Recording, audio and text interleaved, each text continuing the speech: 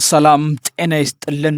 ቻናሉ ኢትዮ ማለዳ ነው። ነገርየው በዚህ ከቀጠለ እንኳን ምርጫው ክልሉና የአረጋ ከበደ ካቢኔ ችግር ላይ ይሆናሉ እየተባለ ነው። የፋኖ ኃይሎች ጥይት ሳይተኩሱ በመግለጫ ብቻ አብዛኛውን የአማራ ክልል መንገዶች ጸጥ ረጭ ማድረግ ችለዋል። ከመንገዱ መዘጋት ጋር በተያያዘ ውሎ ምን ይመስላል የሚለውን ከደብረ ብርሃን እስከ ጎንደር ድረስ እንቃኝላቸዋለን። ጀነራሉ በግንባር ተገንተው ሀገር በጩኸት አትፈርስም፣ የማይታቀቡ ከሆነ አስፈላጊውን እርምጃ እንወስዳለን ሲሉ ተደምጠዋል።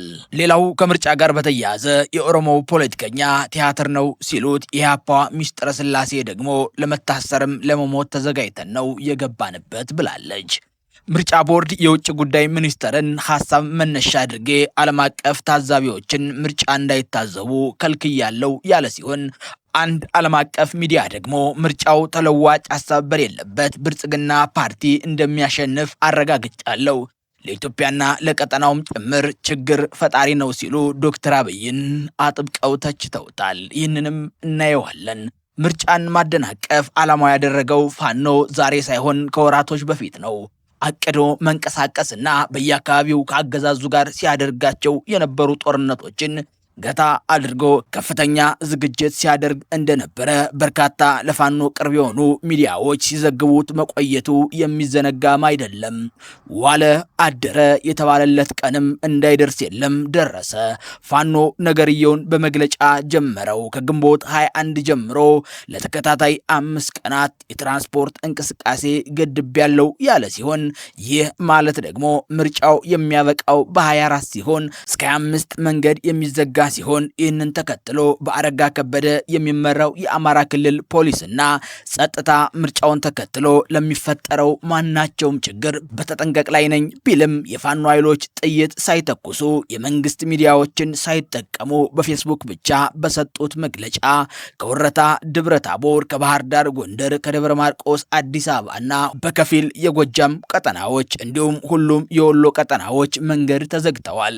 ከመተማ ቋራ አለፋ ያለው መንገድ አገልግሎት እየሰጠም አይደለም። የምርጫውን ድግስ ደግሶ እየጠበቀ ያለው ብልጽግና ደግሞ እንደ ከዚህ ቀደሙ መኪናዎችን በጀባ ለማንቀሳቀስ የተቸገረ ሲሆን ለዚህ ደግሞ ምንጮቻችን እንደነገሩን ከሆነ ያለውን ሰራዊት ካለበት አካባቢ ብናንቀሳቅሰው በክልሉ ያሉ ዋና ዋና ከተማዎች ችግር ላይ ይወድቃሉ በሚል ስጋት አሁን ላይ የመከላከያ ሰራዊቱ ያስቀመጠው አቅጣጫና ብልጽግና አቅዶ እየተንቀሳቀሰ ያለው ገጠራማ ክፍሉን ትቶ ከተማው ላይ ጦርነት እንዳይቀሰቀስ መከላከያ አበክሮ መስራት እንዳለበት አቅጣጫ አስቀምጠዋል።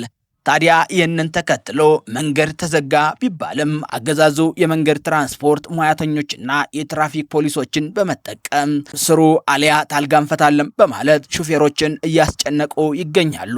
ሹፌሮችም በቃን መሞት ሰልችቶናል ቢሉም አድማጭ ግን አላገኙም። ታዲያ ነገርየው አንዳንድ የክልሉ አካባቢዎች አልቀረምጡ ካረገዙ ሆነና ትላንት ያገዛዙ ሰራዊት በወሎ ቀጠና ክፉኛ ጉዳት የደረሰበት ቢሆንም ሲሸነፍ ተሸነፍኩ ማይለው የብርሃኑ ጁላ ተቋም በፌስቡክ ፔጁ የምሬ ወዳጁን ታጣቂ ቀጠቀጥኩት ሲል መግለጫ አውጥቷል። የጦርነቱን ውሎ ያዩና የሰሙ በአገዛዙ ውሸቶች የተገረሙ የፋኖ ኃይሎች በጦርነቱ የደረሰውን ኪሳራ በምስል ጭምር ሲያጋሩም ተመልክተናል። በእርግጥ ጀነራሉ ሲሞትበት ሞተብኝ ብሎ ያልተናገረ አገዛዝ አይደለም። በመቶዎቹ የሚቆጠር ወታደር በሺዎች ቢሞትበትም ደንታ የሚሰጠው አይመስልም። ይህንን ዜና እስካጠናቀርንበት ሰዓት ድረስ በደብረ ብርሃን ዙሪያና በከለላ መካነ ሰላም ያገዛዙ ወታደርና ያሳምነው ጽጌ ክፍለ ጦር አማካኝነት እልህ አስጨራሽ ውጊያ እየተደረገ ነው። ሌተናል ጀነራል ዘውዱ በላይ በግዳጅ ቀጠና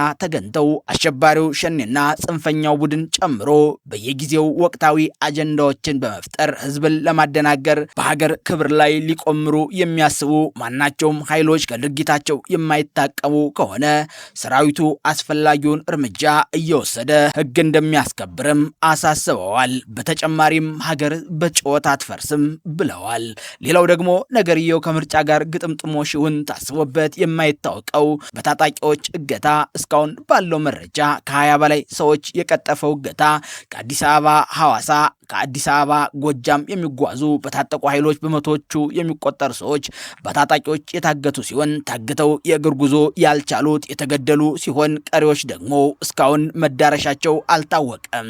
ከዚህ ጉዳይ ጋር በተያያዘ እስካሁን መንግስት ያለው ነገር የለም። በኦሮሚያ ክልልም በተጨማሪ መተሃራ አካባቢ መለስተኛ የሆነ ተኩስ እንዳለም ተነግረዋል። የህዝብ ደህንነት በሰላም ወጥተው መግባት የማያሳስበው ብልጽግና የህዝቡ ጥቅም የሚታየው ለድጋፍ ሰልፍና ለግብር ብቻ የሆነው አገዛዙ ሰዎች በጀምላ ታገቱ ሲባል ያልሰማ ያስመስለዋል።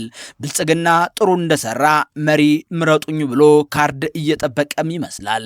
የትራንስፖርት ሚኒስተር ስለ ገቢ ምንጭ ያወራል፣ ስለሚታገቱ ሹፌሮች ግን አያወራም። ታዲያ ከምርጫው ጋር በተያያዘ እውቁ የዓለም አቀፍ ሚዲያ ዘ ኢኮኖሚስት ኢትዮጵያን አስመልክቶ ዛሬ ባጋራው ሪፖርት ምርጫውን የሚያሸንፈው ብልጽግና እንደሆነም ይፋ አድርጓል።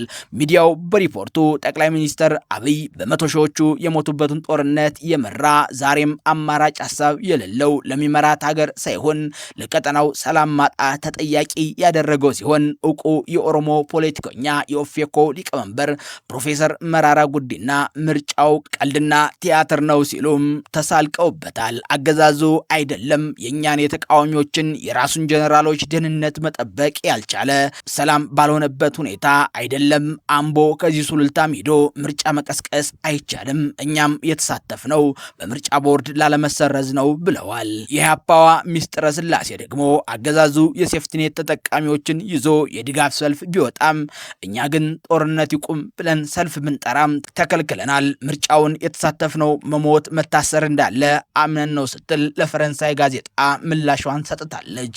ቻናሉ ኢትዮ ማለዳ ነበር። ለዛሬው በዚህ ቆየን።